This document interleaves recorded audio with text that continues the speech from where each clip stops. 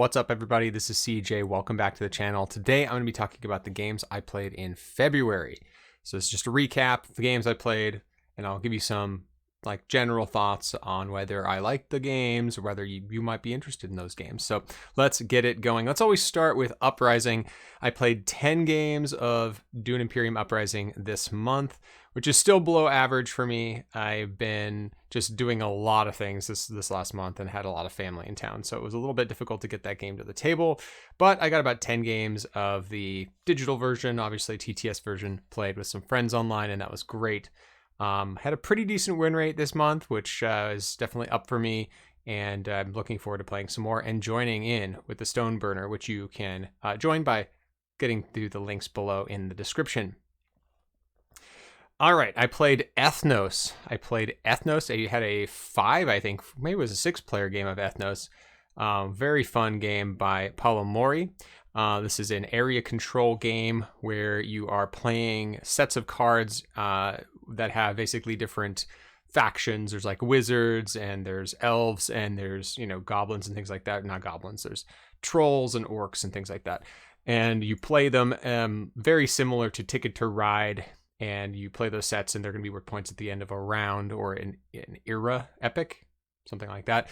And you also are doing that in order to place these control markers on the board. And when you place these control markers, if you have the most control markers in a particular region at the end of an epic, then you will score the most points, basically. It's very simple. It's very tight. It's a kind of like either you draw a card or play a set kind of game, very similar to Ticket to Ride. But it is so much fun. It plays up to 6, and it's one of my not all-time favorite games. It's definitely close there. So it's definitely my top 20 though. All right, the next game I played Brian Boru, High King of Ireland, and this game I played once with a friend and then went out and bought the game because I loved it so much, and we ended up playing it. I played it 4 times. This is an interesting area control trick-taking game. It's by Pierre Sylvester, the same person who did The King is Dead, if you've ever played that. It has some similarities to The King is Dead, where it feels a little bit zero-sum. That's very, very tight on whether you win or lose, usually by about a point or 2. But Brian Boru is this interesting game where you're going to be drafting a set of 6 cards, or it's 8, I think, if you play 3-player, and you're going to play out a card, and if you're the first player, place a token on the board to indicate which city on the map is being contested. And then you play a card that is it matches the color of that city, and then everyone may choose to play the same color card or a different color card. So it's not like a traditional trick taker, where you have to follow suit. You can play whatever card you want. But if you play a card in that color, then you're probably going to want to play a higher value card so that you can try to win that city. If you play a lower value card, you're going to get the bonus at the bottom of the card instead of just taking the city, which is usually a good thing too. So winning the city or losing the city doesn't really matter that much because you're getting bonuses, but it's about finding out when to win cities and when not to win cities, when to kind of concede battles. Very interesting game. It plays in about an hour, and it's becoming one of my go-to kind of 4-player games right now because I think it's fantastic. Plays up to 5, by the way. I played a game of Hansa Tonica online with some friends, and that one was a good time. I love Hansa Tonica. This is a route building game. I think I mentioned it last month, but it's a route building game where you're trying to control routes along this between cities, and then control those, take an action to control them, and then either place a guy in those cities, which is basically like a trading house, or to take a bonus action that is associated with that city, if there is one. And it's a very open, sandboxy style game where you can figure out ways to get points. You really do have to kind of figure out a way to win. Generally, there's making a path all the way across the board from east to west if you're playing the base game board. But there are many different boards for this game, and we just played the base game. I think we were introducing it to a couple people or one person, so we just played the base game board. But it was a lot of fun, Hansa Tonica. Definitely check it out if you've not played it. I played Forest Shuffle 3 times. This one continues to be a big hit for me and my group. Forest Shuffle is a game I went out to try to find, and I went to my local game store and asked them if they had it, and they said, oh, the last time we carried that was in December. And I'm like, I'm not going to order it? And you're like, well, we can special order that for you. It's like, nah, so I'll figure it out. But yeah, the Forest Shuffle is a quick, it's a combo building card game where you're drawing cards, you're playing cards out, you're playing trees out, and you're tucking animals beneath those trees, either top, bottom, left, or right, and different animals score in different ways. So it's a lot of fun to kind of figure out how different combos go. I mentioned this last month. It is a phenomenal game. Definitely go check it out, Forest Shuffle. We played one game, only one, of the White Castle this month. White Castle still continues to be a hit. I think this game is great. I have a review that I'm working on that is a little long, and it's been complicated. But look for that. This is definitely a game that's climbing up the ranks for me in terms of like its playability. It's quicker than most Euros. It's quick to set up. It's very clean. It's tight, and it feels rewarding. So that's one of those games that is sticking with me in my collection, the White Castle. Oh, then we played Mlem Space Agency. Now, I played Mlem Space Agency 5 times this month. I might have actually missed one of the plays. It might have been 6, but 5 times that we recorded. And this is a Reiner Knizia game. It's a new Reiner Knizia game. It's a push your luck style, dice rolling, cat shooting into space kind of game. And if that sounds like it's for you, then you should definitely check it out because it is a lot of fun.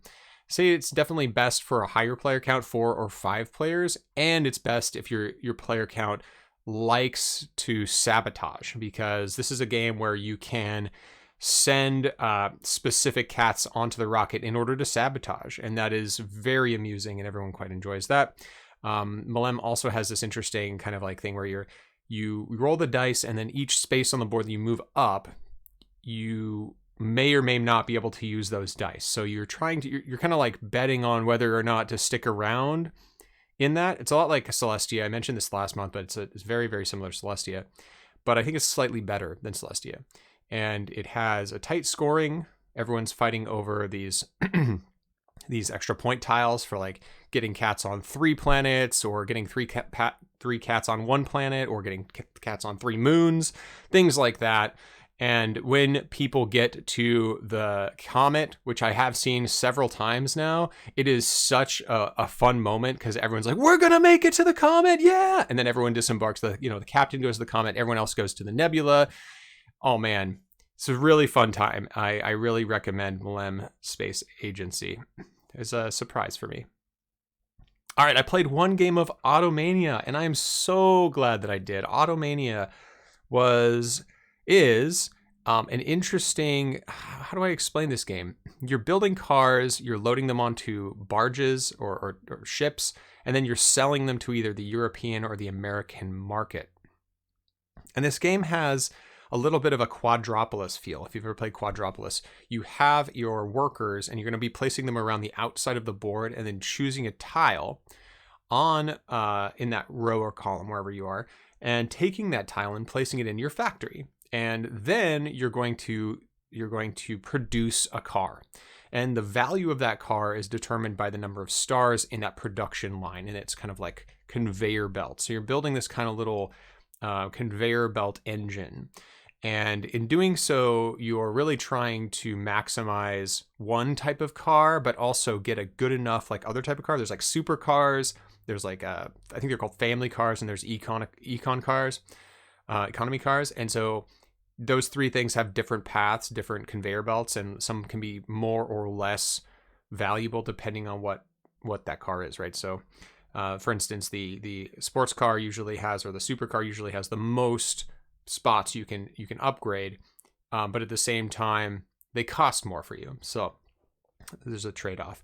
I remember I won this game. I really played it once. It was a very fun game. I quite liked it, and I hope to play it again. So Automania. We played an amazing 6-player game of Vampire Vendetta. Now, I have talked about Vampire Vendetta before on this channel. It is one of my all-time favorite games. It is one that I sing the praises of, and a couple of my friends just love it. But I introduced a bunch of people to it, and we had a couple people who had played it before and really liked it, but wanted to experience it again. But we played a 6-player game. In a 6-player game, you don't play all for one. It is 2 versus 2 versus 2. And this changes the dynamics significantly in this game. So you are working with a partner across the table. You're each different factions, right? And so you try and choose a faction that kind of complements each other a little bit. I think I was Tremere, and then my ally was Gangrel, not Mongrel, Gangrel.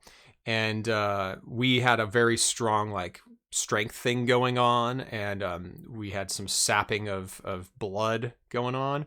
Anyway, this game was amazing. It was really close. We didn't win it. I don't think we won in the end. It was a surprise victory because of a really clever play at the end of the game. And you only play 3 rounds, and you only end up playing 2, 3, 4, 5, 6, 7, 8, 9 cards in the entire game. It's really amazing. You seem to be doing very little, but the amount of like table talk plus mind games that go on make this just a really rich experience, and it's so good. If you have a group that really likes card-driven, a little bit fiddly games that are unique, quirky, but ultimately leave you feeling very, very satisfied at the end, just like very happy that you played that game, Vampire Vendetta might be for you. It's an unsung game, I think, in my opinion. All right, I also played a game of Terraforming Mars with some friends online, and I did okay in that one. I think I got 3rd place, but I'm not particularly competitive in Terraforming Mars. I'm okay at it. I think I've only won the game like once in my many plays. I'm very bad at it, but I really enjoy playing it. It's one of those games that I love because of the interaction on the board. I love the city building, spatial puzzle with the forests, the greenery tiles, and the way that the game shapes each game is completely different because the cards can only be played in certain temperatures or oxygen levels. And you probably know what Terraforming Mars is, so I don't have to explain it to you, but it's one of those things that really stands out for me as it stood the test of time, and it will continue to, because the game is just so rich and the strategies are so nuanced. And because in a game, you tend to see the entire deck of cards, which is fascinating. We went through the entire deck of cards. I think it was a 4-player game. Yeah, it was a 4-player game. Or maybe it was a 5-player game. It was a 4-player game. And we just ended up going through the entire deck and a little bit. So everyone knew what was kind of out there, which was interesting. And that made the game a lot better. I think that playing it 3 players fine, but I think when you can go through the entire deck, or as long as you do, the game just feels so much better. But I like Terraforming Mars quite a lot, and it was fun. All right, I had some family come into town, and they were interested in playing some board games with me, so I introduced them to one of my all-time favorite card games, Biblos. Now, Biblos is a Steve Finn game I mentioned, I think, last month. It's a game I tend to get to the table every once in a while, but we played it 5 times. They loved it so much they were going to go out and buy it. I introduced this to my cousin and my cousin's kid, and we just like grinded games all night, 5 games of Biblos, over 2 nights actually. And it was so much fun to introduce them to this game because the strategies that you employ in it, while not overtly deep, have enough depth to them to make this game replayable. The uncertainty of the push your luck aspect of the first phase is so fun, and it's really exciting to see people mess up, go like, all right, this is a good card, and then draw a better card, and like, oh, no, I have to give it to one of you guys. So that's really fun. And then besides that, the auction, my favorite part of the game is the auction, where you can collect money at the beginning of the game and then just buy the cards you want, or and force people to bid up. That part is very rich, and it is definitely one of my favorite auction portions of any game. It may not be my favorite auction game total, but I think it is close to the top of the best auction games that I've ever played. And it's just a quick game. It takes maybe 25 minutes to play it, and so it really fit in with our schedule that week. So big fan of Biblos. Definitely check it out if you have not. It is an evergreen for me. I played a game of Wizard with the same group. We played Wizard. Wizard's a trick-taking game where you must follow, and you have to also predict your exact bid. Wizard's a great trick-taking game, by the way. It's great because you start out with just one card, and as you build up, every round you add another card to your hand to play that trick, and so it gets a little bit more complicated and a little more complicated. And the game starts out a little bit chaotic, but it gets more controlled by the end, and you feel that control building. It's really quite satisfying. I liked it. So Wizard, definitely check that one out. It's like, I don't know, probably $10 at your store, or it's probably at Walmart. I played a game of Brass Birmingham. Oh man, I have forgotten how different Brass Birmingham is from Lancashire, and went for a cotton strategy, which didn't manage to get me first place, but I had a pretty decent score that game. And there are so many fun things about Brass Birmingham, and it is definitely deserving of being in the top 10 games of all time. Personally, I like Lancashire better. I think it is a tighter game. And there are some things about Birmingham that I don't like, particularly that some of the tiles seem randomly different, especially the crates and some of the link bonuses when you flip them. Like some of them are 1, some of them are 2. And obviously, like if you played this game 100 times, you would know which ones are which, right? But it's much more clean in Lancashire in that everything has just one link. That makes a lot more sense. To me, anyway, it makes more sense, and it's much easier to track how many points people have in links.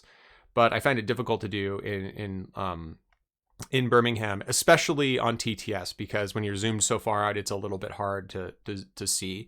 But I think over the table it'd be probably a lot easier, and I'd have a lot easier time with that. But that's the one criticism I have of Brass Birmingham. But besides that, and this is it's not even a criticism really, it's just a thought of mine based on like a previous experience. It's so good. It's so much fun. The card play, the jockeying for position, the trying to find the right beer location, trying to steal other people's beer, that dance is so satisfying, and it makes this game just easily one of the most replayable games of all time. I'm looking forward to getting my physical copy finally played, and I can get my friends to play it. But yeah, that is a good one, and that is Brass Birmingham. I played an interesting game by Friedemann Friese. And what is a game month without a Friedemann Friese game? It's not even a game month, really. I played Black Friday. And Black Friday is one of the weird games that doesn't in English start with an F, like most of his do. But yeah, Black Friday is a stocks game that is so weird. It took me several rounds before I even figured out how the game worked. But once we got to the end of the game, once we finished the game, I was very satisfied and wanted to play it again. The only problem is it's a little long, and everyone wanted to do something else. So hopefully we get this back to the table again. The way this game works is you are essentially taking actions on your turn. You can either buy stocks, sell stocks, or buy gold. That's pretty much it. You additionally have these little tiles, these tokens that are given out at the beginning of the game that give you a privilege, basically like an extra action you can do. You can only use them once. But the cool thing about this game is the way that the stock market works. So how it works is when you buy a stock, you actually both take these little the briefcases, I think, of gold or money, and you take them and you put them behind your shield. You pay for it. And then you also take another one from that same color. There's like 6 colors. And you put one of those into this array. There's this spot on the board that once filled up will cause a market shift. And the market shift is when everything goes chaotic. And what you do is you draw these tokens out of the bag. And depending on if you draw black tokens, certain things will happen. Like your stock will shift up or down depending on whether you have enough stock in that bag to deal with this, to kind of counterbalance the black bags, which are kind of like these neutral, like bad things. But it means that things are going to go down. So like, for instance, if you only drew black, then all the stock would go down a certain amount, quite a lot. And then if you have like a 1 black and then a bunch of like yellow, 3 yellow, and then the stock would go black, yellow would go up a certain amount, but the ones not drawn would go down. So it's an interesting game. If you sell stock, you do a very similar thing, but you are taking stock, you're putting things back into the pool, and then you're taking one of those there's another area of the board with other stock that you're going to be moving back out of that spot into the stock pool. It's weird. So you're shuffling the stock around. It feels very weird, and you're like you're pushing cubes around a little bit, but it makes sense as an economy. And then manipulating that economy is tricky. Like most Freedom and Freesa games, it's not direct. You don't feel like you have a complete grasp of what you're doing immediately, but as the game's systems start to churn, you really feel that it becomes something different. It becomes its own beast. And I was very, very happy with how this game played out. Like, it was very fun. I did not win. I think I was like second to last. But the best way you win is like, so there's gold you can also buy, but gold never fluctuates. Gold just increases in value over the course of the game. And so what you should be doing is investing in stocks and then dumping all that money into gold as fast as humanly possible. But I didn't do that enough. I was just going with stocks, and maybe at the warning of the teacher who said basically like, oh, I tried the gold strategy and I lost last time. Like, oh, okay, so I'll just try something else. But no, buy gold as soon as possible, because it's gonna raise from like $20 to $100 by the end of the game. And I got crushed by someone who bought a ton of gold. But it was so much fun. Definitely want to play again, and I hope that the same teacher is there, because he's probably the only person I know who has that game and can manage the economy, because it is a little bit fiddly. All right, we're coming to the end here. I played Wine Handler, which is also known as Cellar des Triplettes, and this is a bidding game. It's a card game with bidding, and you're bidding on wine cards. And there are these wine cards in this deck that are basically different colors, and you want to collect these colors. And what you're doing is you're building your wine cellar by making like a pyramid of these wine cards. And the wine cards will score points, the stars they have on them, but also they'll also score if you get like a set of 3 of the same ones, then you get, I think, 4 points extra. And if you get one of each different one, then you get 1 point extra. And so the goal is to like kind of combo these things together as you position them around the board. It was fun. I liked it. I don't think this is a game that I would want to own, but I'm glad I played it. I think the auction was very interesting, or not the auction, the bid. The bid is very interesting. You're bidding a certain number of cards from your hand, but you win, like if you win the auction, or I guess it is an auction. I guess if you win the auction, you take the cards in the middle of the table. But if you get second place, you take the cards of the person who won, and if you get third place, you take the cards of the person who got second. So you're kind of shuffling cards around. So the economy of the cards is kind of like contained. So you might see the same cards bid again. So if you lose cards, you might get them back. It's really interesting. I thought that was one of the coolest bidding mechanisms I've seen in a while. Unfortunately, I think that the scoring and the overall like collecting and putting them into a pyramid gameplay wasn't as satisfying as that bidding. So that's Vine Handler. Fantasy Realms. We played Fantasy Realms 2 times this month, and I love Fantasy Realms. I think it's great. There are a number of reasons I would want to play this game more. And first of all, it's quick. I have a copy of it. I've got the new deluxe version. And it's just one of those games that when you're playing it, you feel like you understand. After you played it a couple of times, you understand what's out there and what combos exist. And it's so satisfying to play this game. One of those games that just, as a pure card game, excels in ways that I wouldn't expect it to. I wasn't super sold on it when I first played it. This wasn't not the first time I played it. I played it hundreds of times now. But if this was a game that I had initially picked up and played, I might have been a little off-put by the generic fantasy style of it. I don't really like generic fantasy. But that's not really important. What's important is the way that card system works and how you you're almost hoping it's got a little bit of a, I think I have the highest hand, so let's try to push to the end game kind of vibe to it, which is really fun to do. So Fantasy Realms. And I did not count, but I played a bunch of Star Wars Unlimited. Star Wars Unlimited is a brand new card game from Fantasy Flight Games. It is a collectible card game. So I don't usually mention collectible card games in here, but I wanted to mention this. I didn't count how many times I played it. It was in the 10s, maybe like 15 times this last month. And the gameplay is really phenomenal. I played on TTS. They have a Star Wars Unlimited database. I think it's swdb.com, which you can check out. This game is great. It really is. It's kind of scratching the itch of when I lost Destiny. Star Wars Destiny went away. This has a very similar feel, but with just cards. The art is great, mostly great. I also went to a pre-release a little bit later after February, which I'll talk about next month, but that was great. And this is a game that I'm probably going to be playing a lot. So you might even see some on the channel. If you are interested, let me know. That's it. That's what I played this month. Do you have any comments? Do you want to hear more about some of the games I played? Then let me know in the comments. And I will see you later. If you would like to support us, you can do so on Patreon at patreon.com/hidden assets. All right, I'll talk to you later. Thanks, everybody. Take care.